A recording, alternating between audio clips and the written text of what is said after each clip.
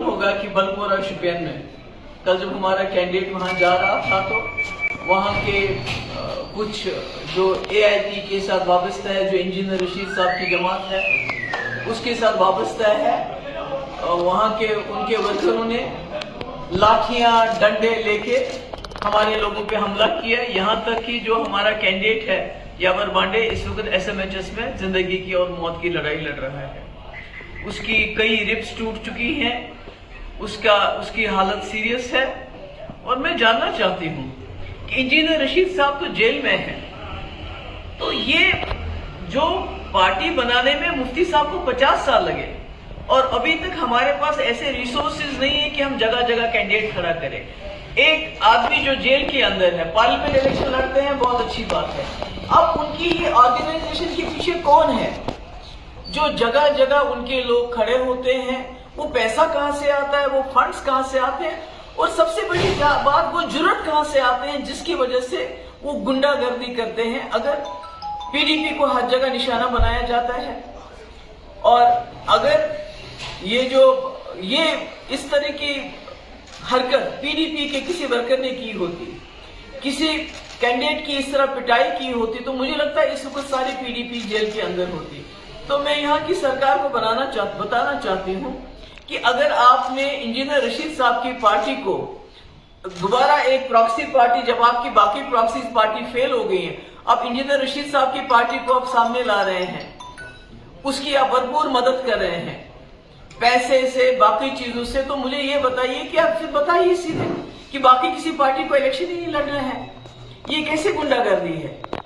अगर कल हमारा कैंडिडेट यावर बांडे बलपोरा में चला गया है, जहां का आपका AIP का कैंडिडेट है राजा वही, तो उसके वर्करों ने इस तरह कातिलाना हमला कैसे जुर्रत की हमारे कैंडिडेट पे करने की, और अभी तक कार्रवाई क्यों नहीं हुई? अभी तक वो लोग जेल में क्यों नहीं है?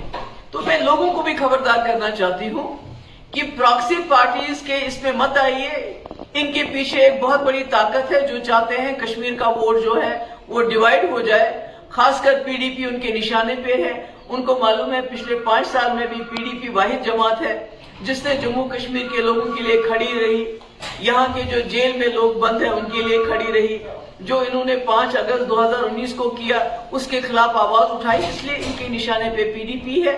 और ये जो इतनी भी जमातें हैं जो आजाद उम्मीदवार की शक्ल में आ रही है, AIP की शक्ल में नजर आ रही है, उनका बाज़ाब्ता कहीं ना कहीं से उनकी फंडिंग हो रही है और उसके साथ उनको सरकार की पूरी प्रोटेक्शन मिल रही है।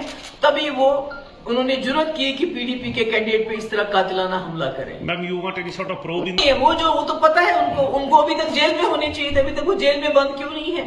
और ये जो AIP के कैंडिडेट है, इनके पास इतने वसाइल कहां से आ गए? इनका लीडर जेल में है, ये हजारों की तादाद में इनके साथ गाड़ियां होती हैं, इतना पैसा कहां से आ गया? ये तो लोगों को सोचना चाहिए, ये अचानक कहां से आ गया? तो यानी कि जब इनकी दूसरी प्रॉक्सी, जब PDP को तोड़ के इन्होंने कई प्रॉक्सीज पार्टीज बनाई, जब वो फेल हो गई पार्लियामेंट इलेक्शन में, तो अब इंजीनियर रशीद की पार्टी को आगे किया जा रहा है। तो मैं वार्न करना चाहती हूँ, खबरदार करना चाहती हूँ बिलखुसूस कश्मीर के लोगों को।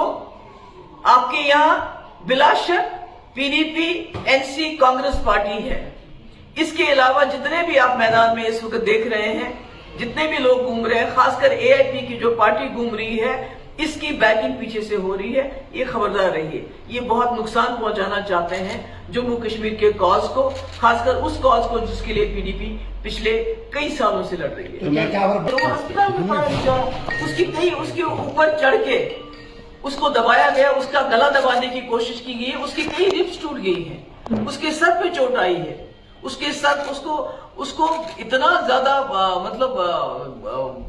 मारपीट की है कि उसको SMHS रेफर किया गया। उसकी नाक से मैंने सुना खून भी निकला है। तो अब इससे ज्यादा और कातिलाना हमला क्या हो सकता है? तो क्या वजह हो सकती है? ये सेंस ऑफ इनसिक्योरिटी है उनके लिए कि PDP उनके लिए एक खतरा साबित हो सकती है? बिल्कुल PDP के पीछे पड़े हुए हैं, PDP के कैंडिडेट पे हमला हो रहा है। हर जगह जो PDP के रिबेल कैंडिडेट्स है उनको स्पॉन्सर किया जाता है। बच्ची का कैंडिडेट देख लीजिए जिसने प्रेशर कुकर निशान रखा है, जिसको हमने एक दिन नेशनल कॉन्फ्रेंस से वो हमारे पास आया, दूसरे दिन उसको कैंडिडेट बनाया, उसको इज्जत दी, सब कुछ दी। تو آج وہ بھی پریشر کوکر کا نشان لے کے ڈور ٹو ڈور جا رہا ہے، اور اس کی بھی اس کو NIA کے کیس کی وجہ سے بلیک میل کر کے اس کا بھی استعمال کر رہی ہے بی جے پی PDP کے خلاف.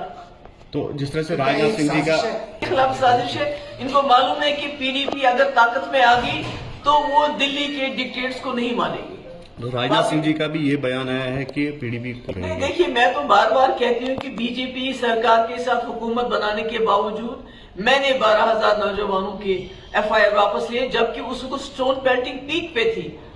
دن میں کوئی جگہ نہیں تھی جہاں پتھراؤ نہیں ہوتا تھا، مگر میں نے واپس لے لی. میں نے دلی سے ڈیلیگیشن منگایا، بہت ٹاپ ڈیلیگیشن تھا، حریت کے دروازے پہ بھیجا. میں اور کیا کر سکتی تھی؟ تو اس کے مقابلے میں جب عمر صاحب نیشنل کانفرنس میں وزیر تھے، بی جے پی کی سرکار میں دلی میں وزیر تھے 5 سال، انہوں نے کیا کیا؟ پورٹل یہاں لاگو کیا، انہوں نے شاہتوش پہ بین لگائی اور پوری دنیا میں گھومتے رہے یہ کہنے کے لیے کہ جموں کشمیر دہشت گردی کا مسئلہ ہے، پاکستان کے اوپر بمباری کرو مسئلہ حل ہو جائے گا. میں نے BJP کے ساتھ رہ کے PDP کا ایجنڈا چلایا، جموں کشمیر کے لوگوں کا ایجنڈا چلایا، مگر نیشنل کانفرنس نے BJP کے ساتھ رہ کے سرکار میں رہ کے ان کا ایجنڈا چلایا. وہ لوگ ان کے پاس ایام ہے. تو وقار رسول کا کہنا ہے کہ لال جھنڈے کے کا یہ جو NC کانگریس کے الائنس ہے یہ اصولوں کی پہ مبنی نہیں ہے. اگر ہوتا تو 87 کے الیکشن میں سرکار بنانے کے لیے اتنی بڑی دھاندلیاں کر کے جموں کشمیر کو خون کے دریا میں نہیں دھکیلتے.